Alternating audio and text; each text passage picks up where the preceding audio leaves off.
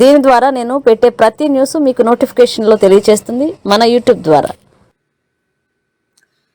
రవితేజ నుంచి ఏడాదికి 3 సినిమాలైనా ప్రేక్షకుల ముందుకు వస్తూ ఉంటాయి. ఈ మధ్య కొన్ని ప్రాజెక్టులు ఆలస్యం కారణంగా ఆ రికార్డు కాస్త సడలినా గత 2 ఏళ్లుగా మళ్లీ ఆయన దానిని లైన్లో పెట్టేశాడు. ఈ ఏడాదిలో ఆయన చేసిన మొదటి సినిమాగా ఈగల్ కనిపిస్తుంది. కార్తిక్ ఘట్టమనేని దర్శకత్వంలో వహించిన ఈ ఈగల్ సినిమా ఈ రోజునే థియేటర్లో వచ్చింది. యాక్షన్ థ్రిల్లర్ జోనర్లో రూపొందించిన ఈ సినిమా ఆడియన్స్ కి ఎంతవరకు కనెక్ట్ అయిందనేది ఇప్పుడు చూద్దాం. ఈ కథ అంటే ఈ స్టోరీ ఢిల్లీకి తలకోనాకి మధ్య జరుగుతుంది. తలకోన అంటే తిరుపతి సరిహద్దుల్లో ఉండేది. ఢిల్లీలోని ఒక దినపత్రికలో నళని అంటే హీరోయిన్ అనుపమ పరమేశ్వరన్ జర్నలిస్టుగా పనిచేస్తూ ఉంటుంది.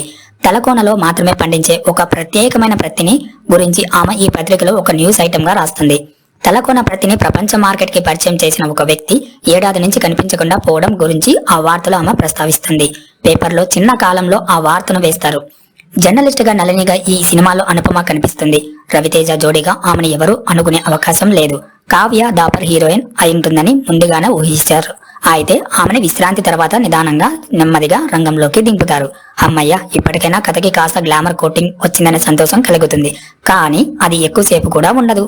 హీరో హీరోయిన్ ప్రయాణం కృతికంగా అనిపిస్తుంది. ఆమె ఆశయాన్ని నెరవేర్చడమే తన ధ్యేయమని హీరో భావించేంత బలమైన సన్నివేశాలు పడలేదు.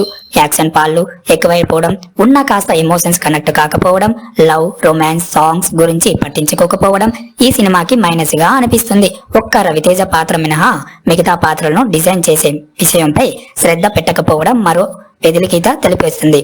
తుపాకులు, మోత, బుల్లెట్లు, వర్షం, అవసరమైన బిల్డప్, డైలాగులు, జోనర్ కి సంబంధం లేని చాప్టర్ పేర్లు కాస్త అసహనాన్ని అసంతృప్తిని కలిగిస్తుంది ఈ సినిమా.